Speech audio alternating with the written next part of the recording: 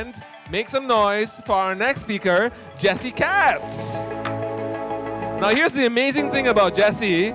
I talked to him a bit off stage, and he's not cold at all. He's actually feeling a little bit warm right now, which is unbelievable. So ladies and gentlemen, how community graphs enable tomorrow's collaborative cybersocial infrastructure. Ladies and gentlemen, Jesse Katz. Hello, everybody. I know that's a bit of a mouthful. I'm going to try to break this down today in a way that we're introducing a new primitive for social coordination. This is like an identity and a reputation primitive called community graphs. And before we get into how we've productized this technology, I'd like to begin by discussing a little bit of the human intuition behind this. That starts with a problem statement, right? Like most good creative problem solving, it's a matter of what problem you're solving, not just like forcing technology into a situation. So in this particular instance, this was born out of the Zuzalu community, which was started and funded by Vitalik Buterin. This is like a series of pop-up cities happening around the world nearly every month of the year now. But in Istanbul, there were a lot of conversations around what decentralizing Zuzalu was going to look like. And that led to questions like, who's allowed to use the Zuzalu brand? Or how are invitations going to work when demand starts to far outstrip supply?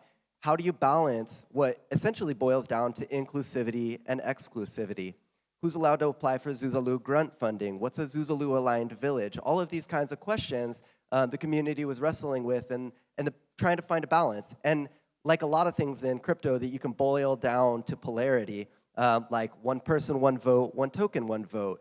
Well, they introduced something like quadratic vouching or quadratic funding to mitigate for those two extremes at either end of the things in polarity, right? And similarly, and this is a dramatic oversimplification, I'll get into it in a little bit more detail, but what my co-founder Leo came up with was a really clever solution to introduce something like quadratic vouching in order to mitigate for the extremes in polarity between inclusivity and exclusivity, when you have positive and negative elements to both of those things as well, right? You want a group to be welcoming, you want it to grow and be inclusive, but also preserve the intimacy of this really highly exclusive, intimate community that made it special in the first place. So these are the things that we're talking about. And the way that this works is that first we need to talk about vouching. Can I get a show of hands? Who's familiar with vouching as a concept and what that really means technically? Okay, I'm gonna speed through this just to make sure that I don't make any assumptions that the crowd isn't following me. So vouching is essentially like staking social credit, right? It's like co-signing on a loan that if you bring someone into a group, in this instance, say you're allowed to invite someone into a group, you're responsible for their behavior, right? So if they cause problems in that group, you need to be held accountable for the person that you invited. That's intuitive, but it's also kind of problematic in the way that it's a blunt tool. It's valuable, especially, and this goes back a long, long time where fringe communities need vouching because if you can't go to the authorities for help because you're doing things that might not, it might be a group that meets around the margins of society, and it's like, you're not allowed to go ask for help because they wouldn't consider your group, the people, what you're doing in that group legitimate in the first place. So it's a way of self-policing, but what I'm talking about it being a blunt tool in regards to is like, it needs to be necessarily public, right? So at least to the interested parties, they need to know who is vouching for someone so that they know who to hold accountable if there's a problem. Well, that also leads to some social pressures, right? The social pressures include certain types of personalities having an easier time of getting those vouchers. Like, hey man, vouch me into this group where the person might not feel entirely comfortable with that, but they kind of buckle to the social pressure, and then predictably, power consolidates where power exists. And so even if this person is not a bad actor, they kind of bring more people into the group like them, and too often, that leads to a small group of people wrestling control over a larger group and having undue influence over that larger group.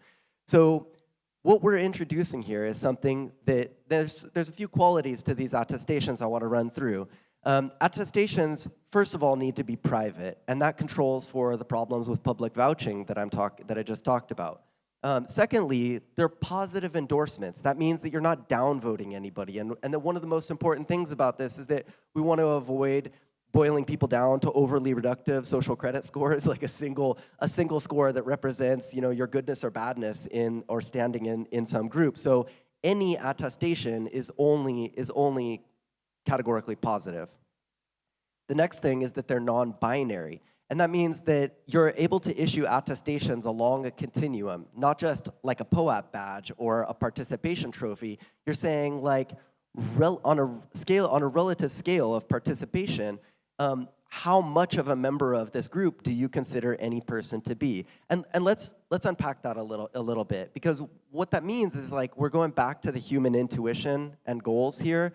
Before we productize something, we're saying like, how do people actually relate to each other within the context of a group? And let me ask you to just think about this for a moment. When you come to something like ETHKL, and you like me, I don't have many points of contact here. This is like far away from the reaches of my social graph, right? So I come here without any inherent like level of trust as a known party, and that might change if I was, say, a representative of the Ethereum Foundation. Yeah, I might be given a certain level of trust inherited from the group that I'm a part of, and I'm gonna come back to that point later. What I want to talk about now, though, is how I interpret and make sense of a new situation, and I bet that you do too. So how long does it take for you to kind of get an intuitive understanding of like, well, who are the organizers? Who are the speakers? You see volunteers putting in effort and people participating in really meaningful ways.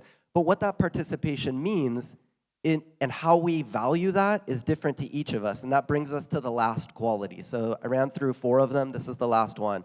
And subjectivity is my favorite part of this, because what it means is that each of us value participation and contributions to a group. We give a certain amount of deference to the people that we respect as being central or more stakeholders in any group. Different people, for different reasons, to different extents, we're going to kind of go with them. Like if you're talking about a meritocratic marketplace of ideas, that might be true. And also, we tend to weight people that we value as really contributing to any group, right? Does the intuition there track for you guys? Is that making sense? So this is where I'm coming from with the qualities that we want to build into attestations. And what this is something that is really complementary to social graphs. So what community graphs is, as I could explain it most simply, is like it's like social graphs for groups. Whereas social graphs map our relationships one-to-one, community graphs is about mapping the extent of our membership in groups. And it's the overlap and interplay between those groups that leads to some really, really interesting things that we can do with that. So it's like a primitive for social coordination tools that we can build on top of that. We're not building, say, for example, a reputation protocol. We're building a primitive that identity and reputation protocols can leverage. And the first one that we're working with is EAS. Are you familiar with the Ethereum attestation service? They just released a new algorithm called transitive trust, and this is really interesting. It's super cool. So what this is saying basically is that if A trusts B and B trusts C, then A trusts C some amount more than 0, but also some amount less than 100, right? Because there's this distance decay, the reliability. It's like a game of telephone. Like, you get a few steps removed, and I'm like, I don't have much trust in this person who trusts a person who trusts a person anymore. So they're trying to create some composable mathematics to represent this property of transitive trust. And what we're doing is we're pairing transitive trust with community graphs to establish some additional context and another dimension and additional, like a nuance to this that allows us to do some really interesting things. And the first is to create a meaningful measure of social Sybil resistance, which has not previously been possible.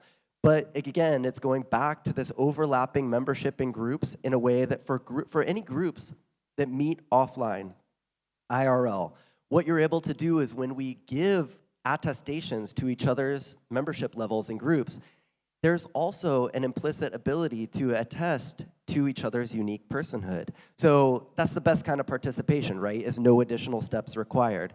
But if you're able to just say, like, do you know this person in real life? Have you met them in real life? What we're able to do is we're creating something that goes all the way back to PGP-style web of trust. Pretty good privacy for those of you that might not have heard that acronym. I mean, it goes back to the 90s, and it was a really valuable experiment. A lot of hard-earned lessons in there, and we can go back and we can basically bring that forward to build new social coordination tools on top of that. Because once you've unlocked that type of Sybil resistance, now we can do a ton of interesting things like uncollateralized lending. One of my favorite potential use cases for this is to say, well, here's the use case. I'll just describe it. So say you have a decentralized scientific journal. You want to eliminate the barriers to self-publishing scientific studies. And we're talking a lot about things that exist in polarity, right? So in this case, you have on one side the truth, objective truth, like a perfect circle that only exists in theory. And at the other end of that spectrum, you have almost post-truth, your truth, follow your bliss, right?